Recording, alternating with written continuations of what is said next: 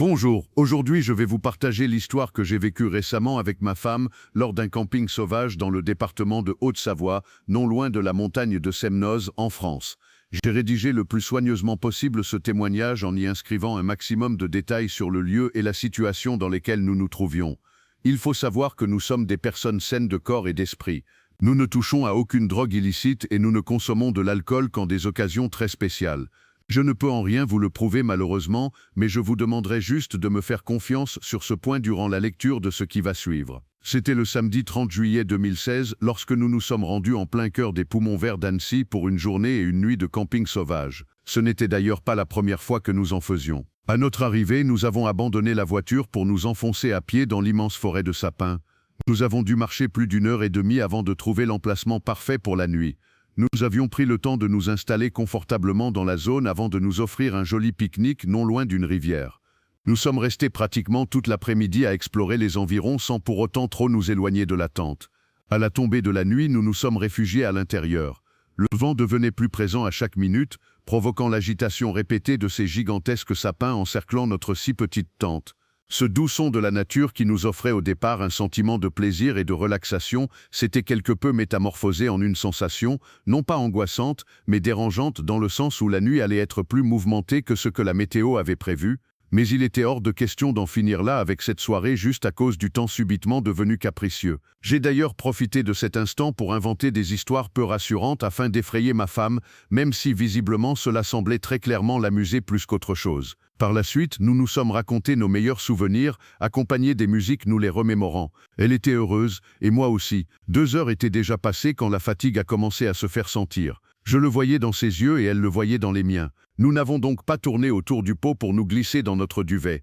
Il était plus de 3 heures du matin lorsque ma femme m'a réveillé. Vous vous doutez donc que c'est à partir de là que les choses ont commencé à devenir inquiétantes pour nous.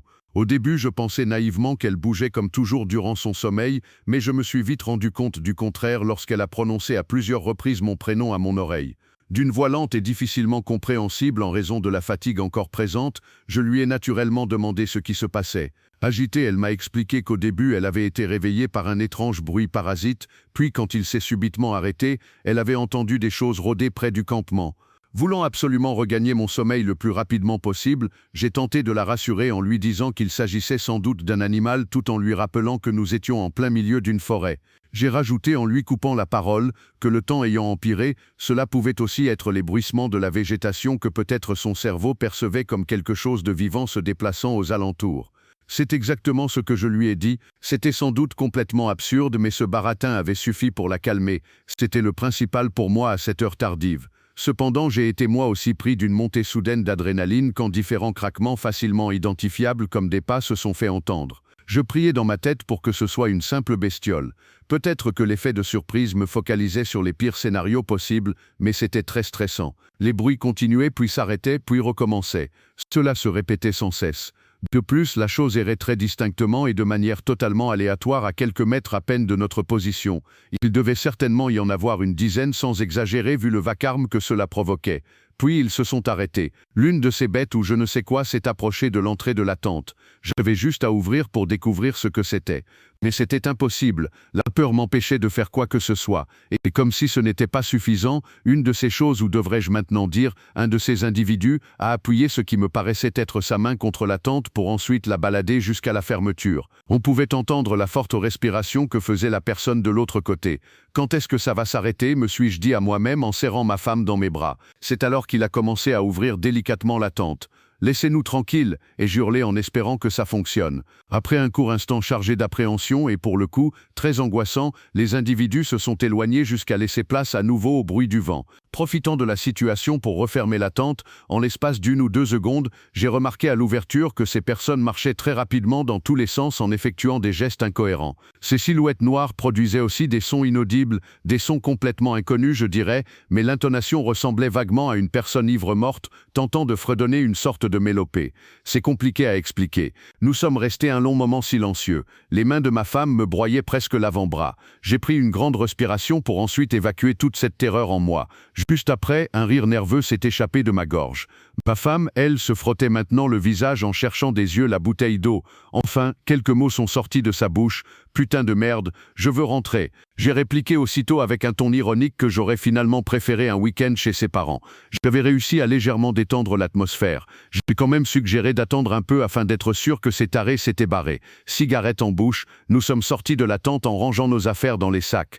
Je ne pouvais pas m'empêcher de sursauter à chaque bruit que la nature engendrait. Pour ne rien vous cacher, je tremblais dès que j'avais le dos tourné à la forêt. Je râlais à chaque fois que je n'arrivais pas à rentrer quelque chose dans un sac. L'anxiété me rendait tellement maladroit. Je voyais très bien que ma femme ne voulait pas perdre une seconde. Elle était silencieuse, mais dans ses faits et gestes, je n'y voyais que de la frayeur. C'était sûrement des jeunes complètement drogués, ai-je dit, en me rendant compte immédiatement après que j'aurais dû la fermer. Elle est restée silencieuse. Quel idiot! Comment avais-je pu penser que cela allait la rassurer?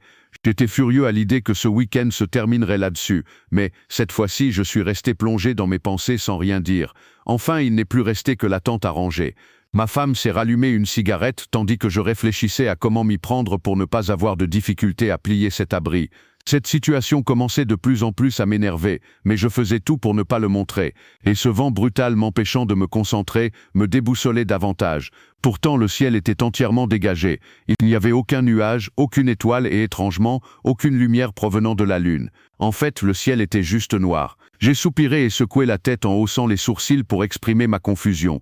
Pour vous dire, je n'avais pas vraiment la tête à chercher une explication à ce moment-là. Après plusieurs essais pour ranger cette fichue tente, j'ai inconsciemment dit à ma femme « Fais chier, surtout ne viens pas m'aider », ce qui l'énerva à son tour sans grande surprise. À ce moment précis, j'avais juste envie de tout balancer et de partir de cet endroit le plus vite possible. Au lieu de ça, j'ai retiré mes mains de la tente, ce qui l'a remise aussitôt dans sa position de départ, et je me suis assis sur mon sac en m'allumant une seconde cigarette.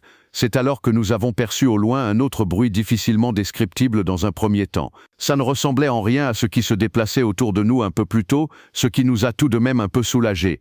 Non, c'était quelque chose d'autre. J'ai réussi à convaincre ma femme de s'éloigner un peu de la tente encore sur place afin de savoir ce que cela pouvait être. En nous concentrant un maximum, nous avons compris l'origine de cette turbulence en continu. J'ai regardé ma femme et lui ai demandé d'un air étonné. « Il pleut ?» Nous avons levé la tête en plaçant les paumes de nos mains vers le ciel. « Pas ici en tout cas », m'a-t-elle répondu. En éclairant au loin avec la lampe torche, je pouvais voir très distinctement la pluie battante s'écrasant sur le sol. Je me suis retourné vers ma femme, l'air totalement perdu concernant cet événement, lorsque j'ai remarqué qu'à plusieurs mètres derrière elle se tenait un de ces types. J'ai brusquement pris la main de ma femme afin de la coller contre moi. Je lui ai chuchoté de ne faire aucun bruit, lorsqu'elle a remarqué elle aussi sa présence. La personne a effectué un mouvement me faisant comprendre qu'elle s'était retournée face à nous. Sa tête s'est mise à vaciller dans tous les sens tout en poussant exactement les mêmes sons inintelligibles. Je pouvais voir difficilement des choses se déplacer dans les fourrés, de mouvements vifs et instantanés. Ces voix pétrifiantes confirmaient que ces personnes n'avaient rien de normal. J'agitais ma lampe torche partout dans la forêt. Que des arbres, il n'y que des arbres, répétais-je, ce qui effrayait ma femme. Enfin, j'ai vu brièvement ces silhouettes se déplacer rapidement derrière les sapins. Contre toute attente, ces agitations se sont arrêtées d'un coup, d'un seul. Formant presque un cercle autour de ma femme et moi, ils nous regardaient silencieusement en bougeant leurs têtes qui semblaient être désarticulées. Sans réfléchir, nous en avons profité pour courir jusqu'à notre tente que, heureusement, je n'avais pas encore démontée. Une fois à l'intérieur, nous les avons entendus marcher tout droit vers nous. Aussitôt après, ce crissement très perturbant identique à celui qu'avait entendu ma femme avant qu'elle ne me réveille s'est mis à résonner dans nos têtes, ce qui a également causé une étrange réaction sur les personnes autour de nous. Ça frétillait de partout, comme si ça avait déclenché quelque chose en eux. Et d'un instant à l'autre, il n'y avait plus rien. Seul était présent cette sorte de brouillage imperceptible et insupportable, dont l'origine m'est toujours inconnue, accompagné du vent et des bruissements de la végétation. Finalement, le grésillement désagréable s'est éloigné tandis que le son de la pluie se rapprochait jusqu'à ce qu'il arrive juste au-dessus de la tente.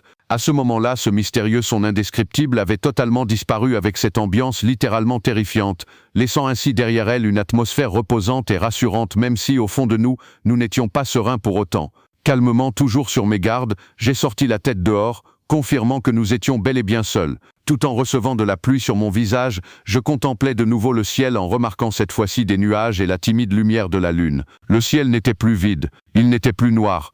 Il était plus de 4 heures du matin lorsqu'on a définitivement quitté la forêt afin de se rendre à la voiture pour directement après rentrer chez nous. Nous étions toujours sous le choc durant le trajet. Ce que nous avons pu vivre, ce que nous avons pu voir, tout ça je ne pourrais pas véritablement y trouver une explication rationnelle. J'ai pas mal d'hypothèses en tête à ce sujet, mais je préfère les garder pour moi-même. Ce sont les faits qui sont primordiaux. C'est déjà assez difficile pour moi de partager cette histoire, assez incroyable, je vous l'accorde, malgré le fait que je compte rester anonyme jusqu'à la fin. Et puis je ne voudrais pas paraître plus dingue que je pourrais sembler l'être dorénavant. Je suis tout de même frustré de ne pas avoir plus de preuves à vous partager, mis à part ce témoignage.